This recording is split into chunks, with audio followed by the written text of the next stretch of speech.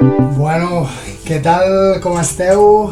Avui entrem en el període històric que ja parlarem també i aprofundirem perquè és un període històric que és molt llarg, que és el des de que va morir, des de que va començar la transició, és a dir, des de que va morir Franco aquí a Espanya fins als nostres dies.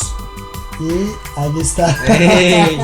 Què tal? Ell és el Joan, vale? Va ser el mutu acord que li vaig preguntar si volia venir.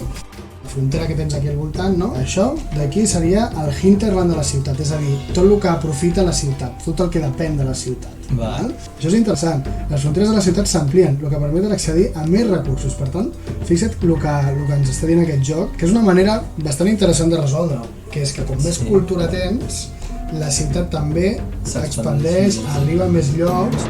Ara provarem un altre que és l'Endless Legend, que és un 4X. Tu saps el que és un 4X, Joan? No. Un 4X és un tipus de joc com aquest que hem jugat ara, que està fet normalment, no sempre, però tenen hexàgons, coses així, no? De nous amb hexàgons i tal. 4X significa que és explorar, explotar, expandir-te i exterminar.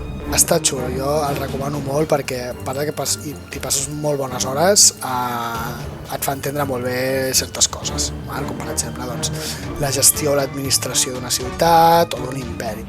Aquí el teniu, fixeu-vos, és una passada, és una passada. Fixeu-vos amb la campanya, ja veureu, és que només és una campanya. Ja veieu que és de l'edat mitjana, però us el volia portar perquè veieu com estan els jocs d'estratègia avui en dia, Això és el que hi ha ara, Repelidos, sí, és xulo, Bueno, doncs, sí que us haig de dir que és l'últim capítol d'aquesta sèrie d'Histogamers i si hem après alguna cosa, doncs per això serveix Histogamers també, per aprendre.